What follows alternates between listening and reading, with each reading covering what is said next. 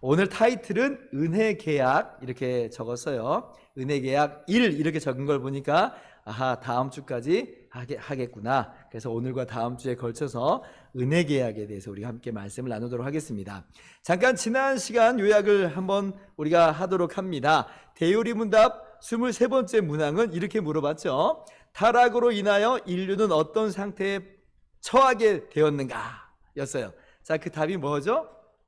그렇죠. 타락으로 인하여 인류는 첫 번째 죄의 상태, 두 번째 비참의 상태에 빠지게 되었다. 그래서 지난주에 인간의 타락 이후 상태인 두 번째 상태, 비참의 상태에 대해서 말씀을 드렸어요. 첫 번째, 하나님과의 교제가 단절됐어요. 영적인 죽음이라고 그랬어요.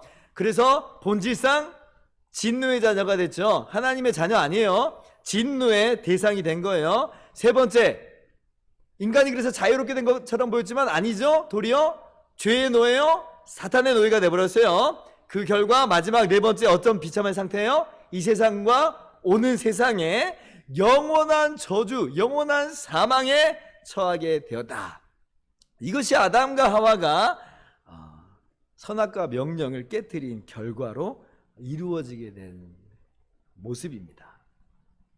자, 그러면 인류가 이렇게 해서 끝장난 것인가?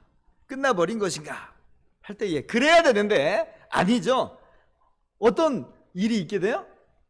하나님께서 정말 어떠한 은혜를 우리에게 베풀어 주셨는지를 우리가 알아야 돼요. 자, 그 내용을 대요리 문답 30번 문항에서 이렇게 물어보는 거예요. 자, 하나님께서 모든 인류를 죄와 비참한 상태에서 멸절되도록 내버려 두셨는가? 답은요? 그렇죠. 자, 한번 같이 읽어볼까요? 시작. 하나님께서는 일반적으로 행위 언약이라고 불리우는 첫 언약을 파기함으로 말미암아 빠지게 된 죄와 비참의 상태에 있는 사람들을 모두 다 내어 버리시지는 않았다. 하나님께서는 당신의 순전하신 사랑과 자비로 당신의 택자들을 구원하셔서 일반적으로 은혜의 계약이라고 불리우는 둘째 언약으로 구원의 세계로 인도하신다. 아멘. 멸절되도록 내버려둬야 되는데 그래도 괜찮으신데 그러나 그렇게 내버려두시지 않았다. 그리고 둘째 언약을 맺으셨다라는 거예요. 자, 말씀을 한번 살펴보면서 이 내용을 짚어보도록 합시다. 자, 첫 번째 언약, 아담과 맺으신 언약, 인간이 깨뜨렸죠. 갈라디아서 3장 10절 말씀 같이 읽습니다. 시작.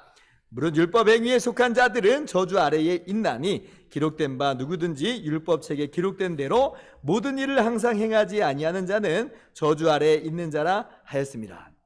물론 아담에게 주신 그 계명은 모세에게 주신 그 십계명 이전의 계명입니다만은 더 넓게 그냥 봐서 하나님의 말씀이라고 보시면 됩니다. 아담과 하와가 그 하나님의 말씀을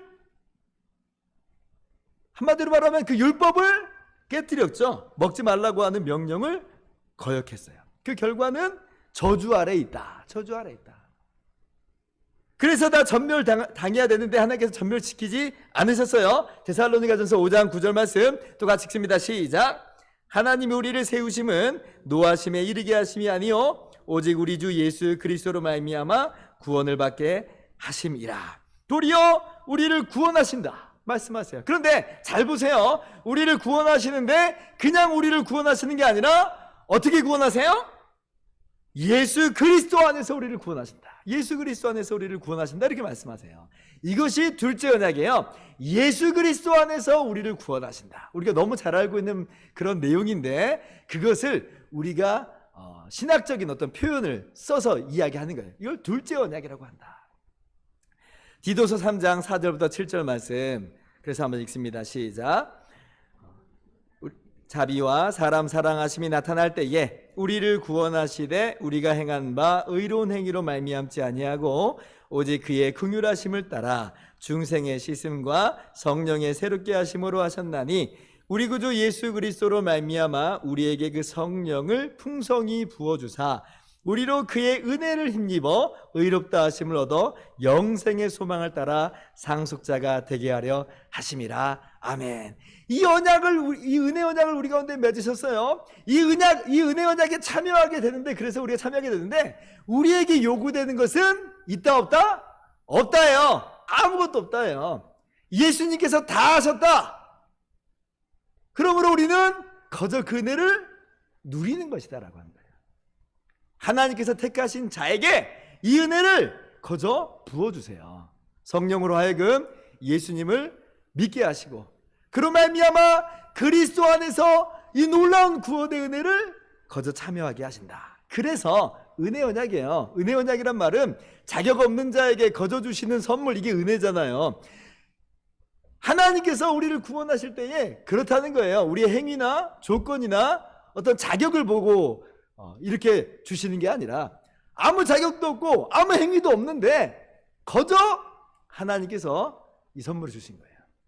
그리스도 안에서 이 놀라운 영생을 주시고 자녀됨을 주시고 천국을 기업으로 주셨다. 그러니 이게 얼마나 감사한 얘기예요. 이것이 바로 우리가 받은 구원입니다. 정리하자면 하나님께서 인간과 맺으신 계약, 인간과 맺으신 언약은 두 가지 언약이 있다는 거예요. 두 가지 언약.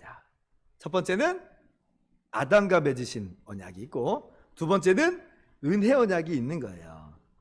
자, 아담과 맺은 언약, 이것을 생명의 언약이라고도 하고 행위 언약이라고도 한다고 그랬어요. 생명의 언약이라고 한다는 것은 이 언약의 목표, 이 언약을 지켰을 때에 이루어지는 결과에 대해서 말씀하는 거예요. 이 선악과 명령을 지키면 하나님과의 풍성하고도 완전한 사랑의 관계로 들어간다고 했어요. 생명나무에 참여하는 거예요. 마치 그래서 제가 예를 들어서 마치 약혼식과도 같은 거라고 그랬죠. 약혼식을 하고 딴 남자에게 눈길 주지 않으면 결혼하게 되는 거예요. 그러면 풍성한 이 결혼의 관계로 들어가는 거잖아요. 그런데 아담과 하와가 그 약혼식의 언약을 깨버린 거예요. 쉽게 말하면 생명의 언약이 깨진 거죠. 도리어 결혼식은커녕 영원한 저주를 받게 된 거예요. 자, 이 언약을, 이 생명의 언약을, 첫째 언약을 행위 언약이라고도 해요. 왜 행위 언약이라고 해요? 이 언약을 지키는 조건이 있어요. 그 조건이 뭐냐면 순종이라고 하는 행위예요. 한마디로 말하면 선악을 알게 한 나무 열매를 먹지 말아라. 요거 딱 하나만 하나님께서 제한을 두셨잖아요. 그거를 순종하는 거예요. 그걸 지켜야 돼요. 행위로, 자신의 행위로 순종을 하는 거예요. 그래야지만 이 풍성한 생명 관계로, 생명의 관계로 나아간다. 그래서 이것을 행위 언약이라고도 합니다. 같은 얘기예요. 첫 번째 언약, 생명의 언약, 행위 언약 다 똑같은 얘기인데 행위 언약이라고 부르는 것은 언약에 참여하는 방식, 순종이라고 하는 행위로 말미암아 이 생명 가운데 참여하게 된다 하여서 행위 언약이라고 부르는 겁니다. 자, 그런데 둘째 언약이 있어요. 은혜 언약이라고 불렀죠. 은혜 언약. 이 둘째 언약은 가장 중요한 개념은 오늘 이것만 기억하시고 가도 충분합니다. 가장 중요한 개념은 하나님께서 예수 그리스도와 맺으신 언약이라고 하는 거예요. 우리와 맺은 언약부터 먼저 가지 마세요. 이 둘째 언약, 이 은혜 언약의 핵심이 뭐냐면 하나님께서 예수 그리스도와 맺으신 언약이다. 이게 정말 중요해요. 그래서 예수님을 일컬어서 성경에 뭐라고 말해요? 둘째 아담 혹은 마지막 아담이라고 부르는 거예요. 아담의 자리로 오신 거예요. 아담의 자리로. 첫째 아담이 맺은 그 첫 번째 언약이 있듯이 마지막 아담, 둘째 아담으로 오신 예수님이 하나님과 맺으신 언약이 있는 거예요. 이게 바로 은혜 언약의 가장 핵심적인 내용입니다. 그래서 이 둘째 언약, 이 은혜 언약에 사실 참여하는 방식도 똑같아요. 예수 그리스도께서 완전하게 순종할 때에 생명 가운데 풍성한 생명이 주어지는 겁니다. 마치 첫 번째 아담이 완전히 순종할 때에 그 풍성한 생명 가운데로 나가는 것처럼 마지막 아담으로 오신 예수님이 풍성한 생명 가운데 들어가기 위해선 그 생명을 누리기 위해서는 완전한 순종을 해야 되는 거예요. 그래서 오늘 우리가 함께 읽었던 로마서 5장 12절부터 20절까지 쭉 내용이 뭐예요? 아담이 순종해야 되는데 아담이 불순종해서 사망이 모든 사람에게 있게 됐죠. 이게 첫 번째 언약의 내용이었어요. 자, 그런데 예수님이 이 땅에 오셔서 순종하세요. 아담을 순종에 실패했는데 예수님은 순종에 성공하죠. 그 순종의 성공으로 말미암아 많은 사람이 의롭다함을 얻어요. 아담의 불순종으로 다 사망에 이르게 됐는데, 첫 번째 언약의 내용이 이렇게 돼버렸는데, 두 번째 언약, 이 은혜 언약은 예수님이 순종하심으로 말미암아 이제 많은 사람이 거저 이 생명 가운데 참여하게 된 것이에요. 그래서 우리는 거저 이 혜택을 받는 겁니다. 하나님께서 예수님과 맺으신 이 언약으로 말미암아 얻어진 이 놀라운 생명을 우리는 그 기반으로 하여, 그 기초로 하여 그것을 그냥 우리가 누리게 된다. 값없이 누리게 된다. 이것이 바로 은혜 언약이에요. 그래서 오늘날 이제 장로교 신학에서는 이 은혜 언약의 내용을 두 가지로 구별해서 설명을 합니다. 더 알기 쉽게 설명을 하는 거예요. 자, 보세요. 그래서 예수 그리스도께서 둘째 아담으로 오셔서 수행하시는 그 언약을 구속 언약이라고 해요. 구속 언약. 첫 번째 아담의 자리에 그대로 들어가신 거예요. 마지막 아담으로서. 그래서 그 언약을 수행하시는 거예요. 이걸 구속 언약이에요. 그리고 그 구속 언약 하에서 하나님께서 우리를 거저 하나님의 백성으로 택하여 주시고 구원하신 것을 은혜 언약이라고 해요. 아까는 그냥 은혜 언약 하에, 은혜 언약 하에 이걸 뭉뚱그려서 다 설명을 했는데, 이제 요즘에는 두 개로 구별해서 설명을 하는 거예요. 이 은혜 언약을 좀 더 자세히 들여다보니까 예수님이 하나님과 맺으신, 하나님이 예수 그리스도와 맺으신 구속의 언약과 그 그리스도 안에서 우리를 거저 하나님 백성 삼으시는 은혜 언약으로 이렇게 구별해서 설명을 하는 거예요. 우리 대요리 문답은 이걸 통째로 은혜 언약이라고 부르고 있는 것 뿐입니다. 여러분 다 이해하셨을 거예요. 자, 그 내용이 바로 문답 31번에 나오는 내용이에요. 31번 문답은 이렇게 말합니다. 은혜 계약은 누구와 맺어진 것인가? 자, 답을 한번 여러분 읽어볼까요? 시작.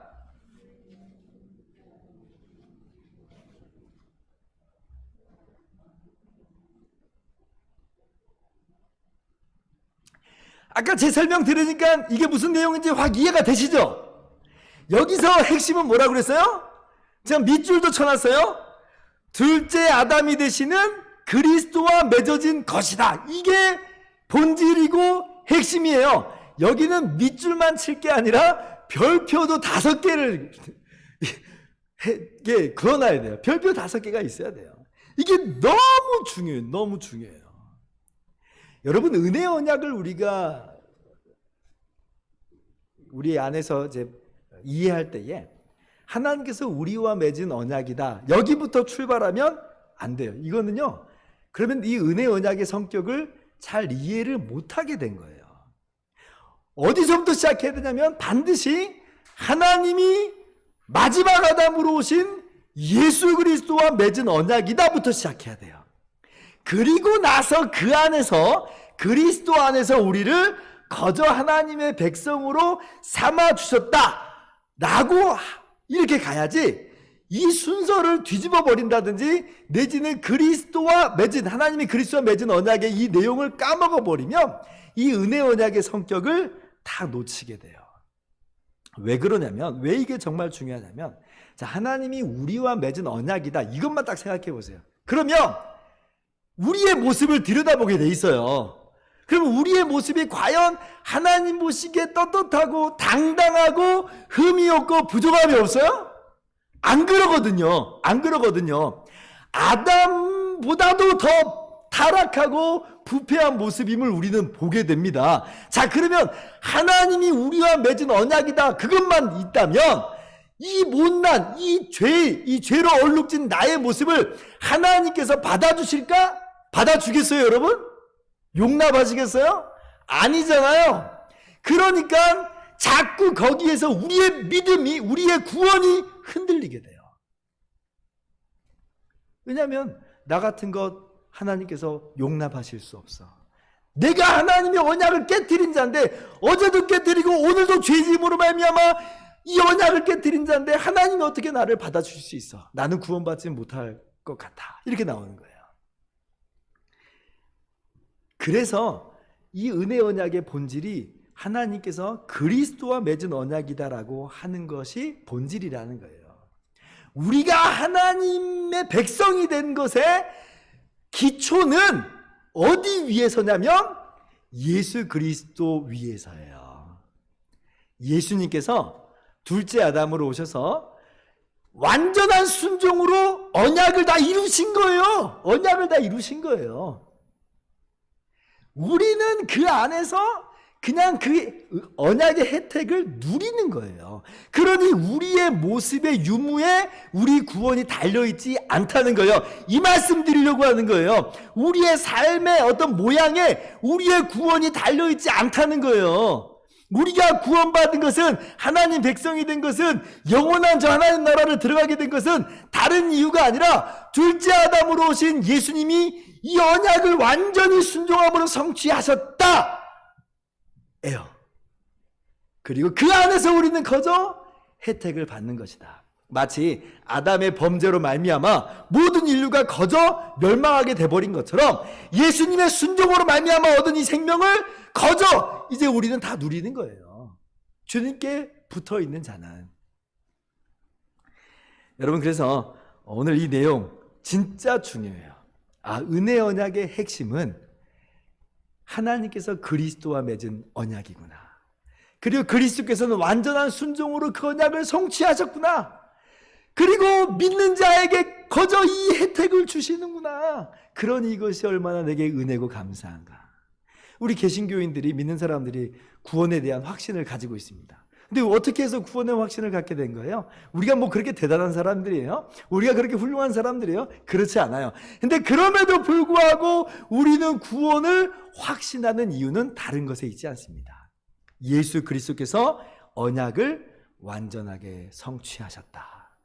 예수 그리스도께서 완전하게 순종하셨다. 그런 말미암아 우리가 거저 이 혜택을 받게 되기 때문에 확신하는 것이지, 우리는 다른 것으로 확신하는 것은 아니다라고 하는 것이에요. 여러분, 그래서 오늘 이 내용을 반드시 꼭 기억하시기 바랍니다. 이사야 53장 10절 11절 같이 읽습니다. 교독할게요. 제가 한 절 읽고 여러분들 한 절 읽읍시다. 여호와께서 그에게 상함을 받게 하시기를 원하사 질고를 당하게 하셨은즉 그의 영혼을 속건제물로 드리기에 이르며 그가 씨를 보게 되며 그의 날은 길 것이요 또 그의 손으로 여호와께서 기뻐하신 뜻을 성취하리로다.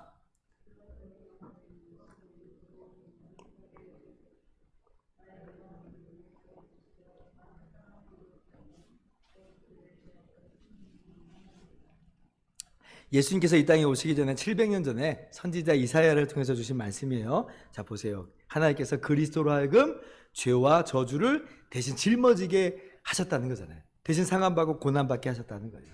그래서 그리스도께서 그 하나님 말씀을 완전히 순종하신 거예요. 그 결과 뭐가 생겨요? 씨가 생겨요. 후손이 생긴 거예요. 많은 사람이 그리스도의 대속으로 말미암아 거저 의롭다함을 얻은 것이다 라고 하는 것이죠.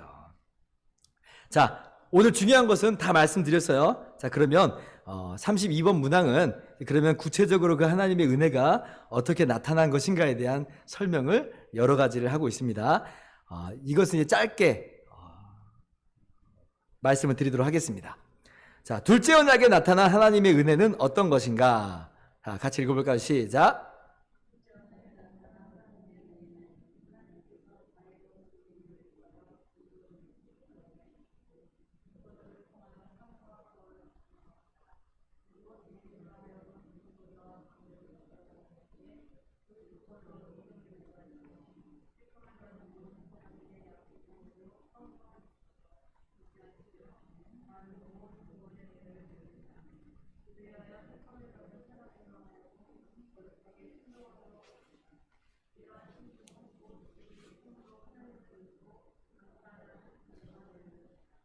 네, 제가 너무 길어서 여러분 좀 중요하다고 생각하는 것들은 좀 밑줄을 이렇게 쭉쭉 그어드렸습니다.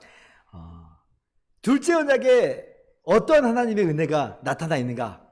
굉장히 풍성한 하나님의 은혜가 나타났어요. 자, 첫 번째 하나하나 말씀을 통해서 짚어봅니다. 먼저 하나님이 중보자를 마련하셨습니다. 창세기 3장 15절 말씀 같이 읽습니다. 시작. 내가 너로 여자와 원수가 되게 하고 내 후손도 여자의 후손과 원수가 되게 하리니 여자의 후손은 내 머리를 상하게 할 것이요 너는 그의 발꿈치를 상하게 할 것이니라 하시고. 타락 직후에, 아담과 하와가 범죄한 직후에 이건 그 죄의 유혹자였던 뱀에게 내린 저주예요. 그런데 거기에서 하나님께서 누구를 예고하시냐면 여자의 후손을 예고하셔서 인류를 유혹했던 뱀의 머리를 박살을 내버려요. 뱀도 멸망시켜야 되고 함께 유혹에 빠진 인간도 멸망시켜야 되는데 하나님 그렇게 안 하시고 뱀의 머리를 박살 내시고 여자의 후손을 두시겠다는 거예요. 그러니 이게 얼마나 은혜예요. 하나님께서 먼저 구원의 방편, 이 중보자를 마련해 두셨다라고 하는 거죠. 그러니까 은혜예요. 인간이 먼저 하나님 찾아오고 인간이 중보자 마련해 달라고 요구한 거 아니라는 거예요. 하나님이 먼저 중보자를 예고하십니다. 자, 그리고 또 무엇이 또 은혜예요? 예수 그리스도 안에서 우리에게 거저 영생을 주시는 게 은혜죠. 요한일서 5장 11절 12절 같이 읽습니다. 또 읽습니다. 시작. 또 증거는 이것이니 하나님 우리에게 영생을 주신 것과 이 생명이 그의 아들 안에 있는 그것이니라. 자에게는 생명이 있고 하나님의 아들이 없는 자에게는 생명이 없느니라. 자, 예수 그리스도 안에서 영생을 주셨어요. 아까 제가 얘기했죠. 우리가 무엇을 해서 생명 가운데 들어가는 게 아니라 그리스도께서 영생을 다 이루신 거예요. 그리고 그 안에 생명이 있기 때문에 예수님을 가진 사람은, 예수님께 붙어있는 사람은 거저 그 생명을 얻게 된 거예요. 다른 것 해서가 아니에요. 주님께 붙어있으면 돼요. 주님과 하나가 되면 돼요. 오늘 이 말씀 자세히 한번 보세요. 이 말씀의 의미는 이런 거예요. 그리스도를 얻었는데, 그리스도를 믿고 있는데 영생을 잃어버리는 일 있겠어요, 없겠어요? 없어요. 왜냐하면 그리스도와 영생은 분리된 개념이 아니에요. 자, 반대로 그리스도를 얻지 못했는데 영생을 얻을 수 있겠어요? 그런 일도 없어요. 영생은 그리스도 안에만 있는 겁니다. 그래서 어떤 분들은 내가 분명히 예수님 믿고 있긴 한데 내가 과연 영생을 얻을 수 있을 것인가 하는 불안과 궁금함이 있는 사람들이 있을 수 있어요. 그런데 오늘 말씀 보세요. 하나님께서 예수 그리스도를 주와 구주를 믿는 자에게 그리스도 안에서 영생이 있음을 분명하게 선포하시는 거예요. 여러분 그리스도를 믿으십니까? 여러분 그리스도와 하나가 된 줄을 여러분 믿으십니까? 그러면 그리스도 안에 있는 생명이 우리 안에 있는 거예요. 우리의 어떤 모습으로 판가름 내려고 하지 마세요. 오직 우리는 그리스도 안에서 생명에 거저 참여하게 되는 것이다 라고 하는 것을 여러분 아멘으로 받아들이시면서 참된 위로와 평강을 누리시기를 바랍니다. 자, 여기서 우리가 해야 될 것, 우리가 할 것 있다고 했어요, 없다고 그랬어요? 아무것도 없어요. 그러니까 또 은혜라고 했어요. 오직 믿기만 하면 되는 거예요. 요한복음 3장 16절 같이 읽습니다. 시작.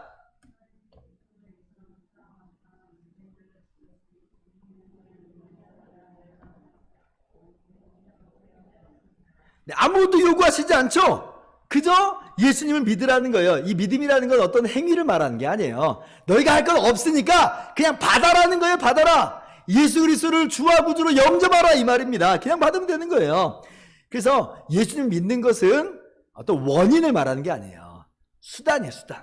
하나님께서 주신 이 놀라운 선물을 거저 거지의 손과 같이 그냥 받는 거예요. 왕이 주시는 하사하시는 그 선물을 그냥 받는 거예요. 믿기만 하면 됩니다. 그래서 교회에서 믿기만 하면 된다라고 말하는 건 거짓된 말이 아니에요. 성경이 나오는 거예요. 예수 그리스도를 믿을 때 믿는 자마다 멸망치 않고 영생을 얻는다. 얼마나 감사한지 몰라요. 그러면 이 믿는다는 건 어떻게 우리가 믿는 것인가 할 때에 성경은 계속해서 말해요. 성령을 보내셔서 사실은 우리 안에 이 믿음을 불러일으키시는 것이다. 그래서 이 믿는다는 것도요, 하나님께서 우리에게 주신 선물이에요. 성령으로 말미암아 우리에게 믿음을 일으키셨거든요. 잠언 1장 23절 말씀 같이 읽습니다. 시작. 돌이키라, 보라, 내가 나의 영을 너희에게 부어주며 내 말을 너희에게 보이리라. 하나님께서 그의 영을 우리 가운데 보내심으로 말미암아 우리로 하여금 죄를 깨닫게 하시고 그리스도를 의지하게 하시는 거예요. 그래서 이게 왜 또 은혜냐? 성령으로 말미암아 믿음을 불러일으키시니 그러니 이것도 은혜다. 그러니까 은혜 언약 하에 이러한 하나님의 은혜가 조목조목 지금 담겨 있다라고 하는 것이죠. 자, 그렇게 성령으로 말미암아 우리가 예수님을 믿게 됐는데 그렇게 성령께서는 우리로 하여금 믿게 하는 것만 끝내지 않고 우리로 말미암아 아름다운 열매를 맺도록 역사하세요. 갈라디아서 5장 22절 23절 또 읽습니다. 시작.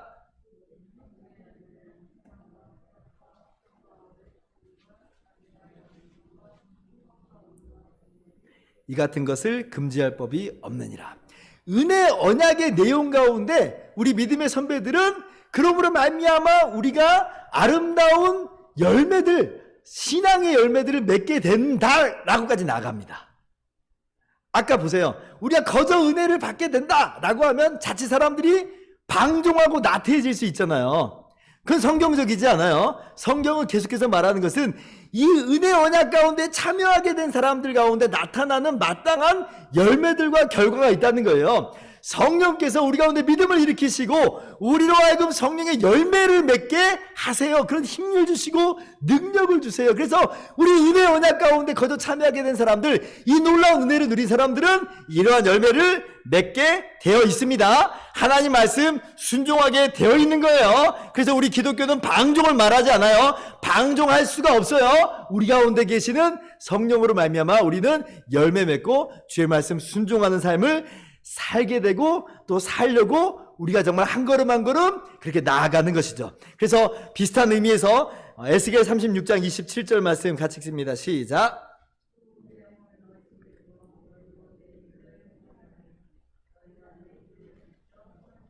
자, 야고보서 2장 18절부터 22절 교독합니다. 어떤 사람은 말하기를 너는 믿음이 있고 나는 행함이 있으니 행함이 없는 내 믿음을 내게 보이라. 나는 행함으로 내 믿음을 내게 보이리라 하리라.